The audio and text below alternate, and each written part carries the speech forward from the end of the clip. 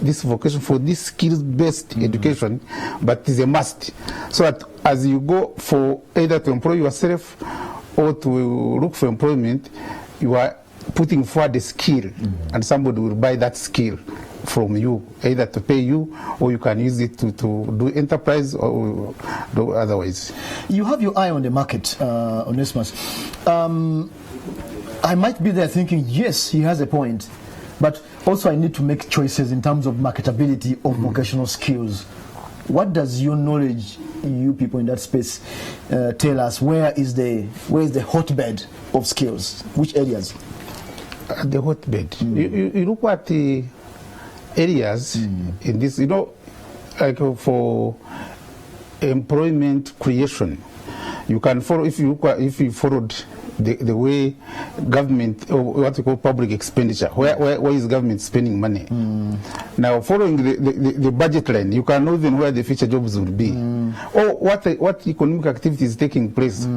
So when you see statistics on TV, and they say that by the year 2023, or by year 2025, we want to have 60% coverage of electricity, homes covered by electricity in Uganda.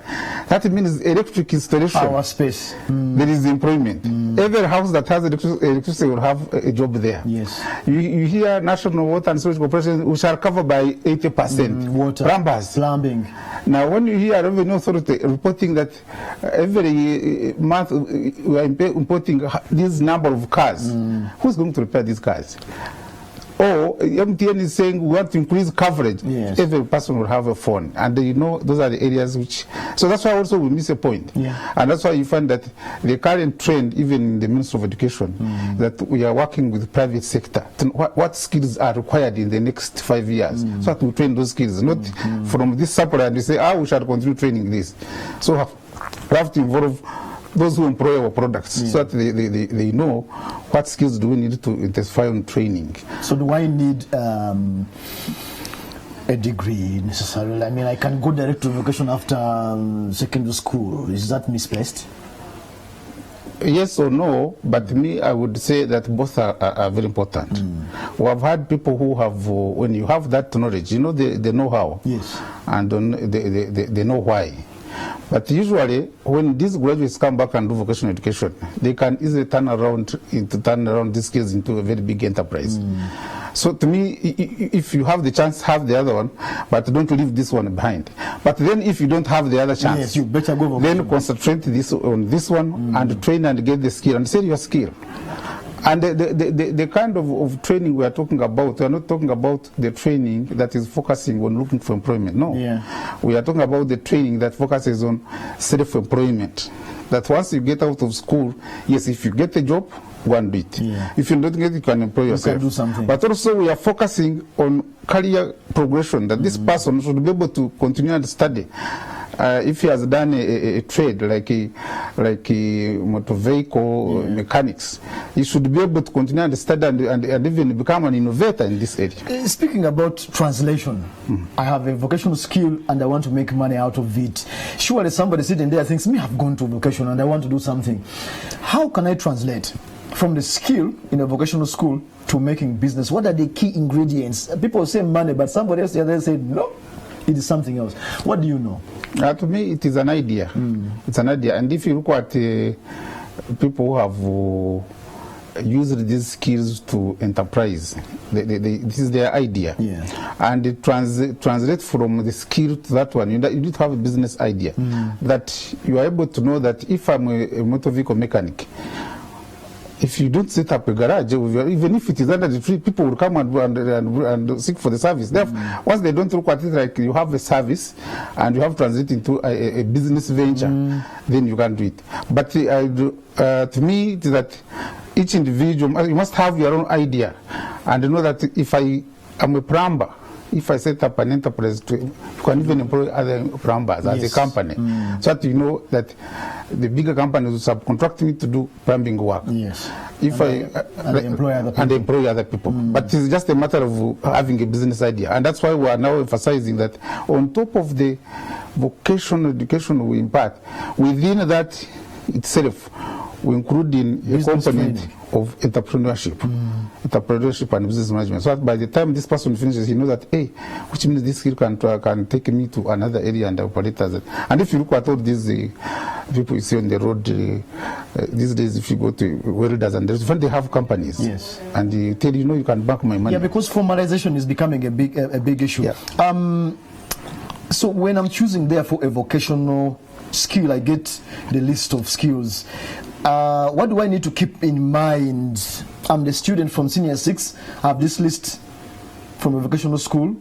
What do I keep in mind to choose the right thing? What are some of the things?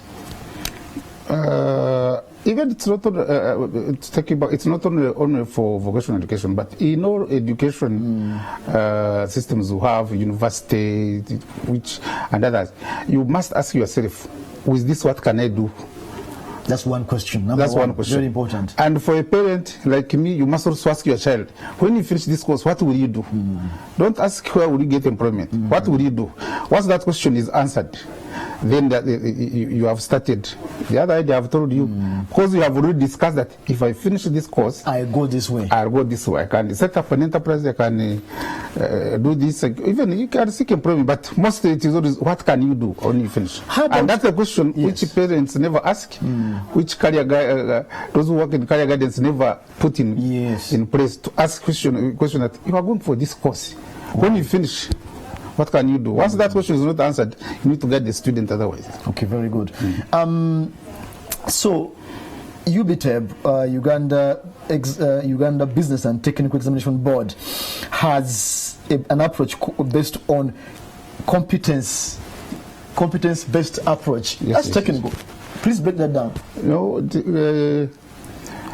All over the world, we are following the competence-based education and training in delivering vocational education. Yes. And in Uganda, when we after the BTVET Act of 2008, which was followed by launching of the Skilling Uganda strategy, which also looked at how do we move off from what we are doing, training for relevant skills for world of work, making training very flexible for students, focusing on competencies, what the people need, and also making sure that we also required that in this strategy we are required to work with private sector, because there are the people who take these products. Exactly. Now within that strategy, for us as the Uganda Business and Technical Examinations Board, our role is assessment. That at the end of it, when you have trained all these people, we want to assess and say, have they acquired the skills intended for? And that's our job, assessment, and very soon might add on certification. So once we assess, also we had to change the assessment. Is examination, No. The assessment now is like in 4 parts. Okay. We have one, the teacher or the lecturer has the continuous assessment, does the continuous assessment for us. When does this student, and the one who can know the issues like attitude and the rest. Then it is also a paper on its own. This student is also required to go to train in the industry. In the industry also require that the industry-based supervisor also looks at this student and assesses and gives us marks. Then we introduced what they call project-based learning, that each student, once this student enters into a training institution, they carry out a project, which project brings out the real environment in which he will work when he finishes. Yes, like industrial training. But this one, take an example like those who are doing building and construction. Yes. They build. Those who are doing plumbing, they do plumbing in their house. Those who are doing electrical installation, you see it. And we assess. So over a period, if it is 2 years, we assess that project. Then finally, the technical know why. We have also test the knowledge. We have 30 seconds. We have also test the knowledge. We do the final examinations, and that examination is just test the final knowledge, and we compile. So this person is a product of something. But the ultimate goal of this assessment is to ensure that this person, once he finishes, is able to employ himself, is able to get employment, but he's able also to progress academically or to continue studying until he becomes either an engineer or something. Okay. Thank you very much, Onesimus. The time is never enough to thresh these things, but if you are considering, in fact, I don't think you should give it thought vocational skills versus the just pure academics, because the world now needs people who can do. That was the link tonight.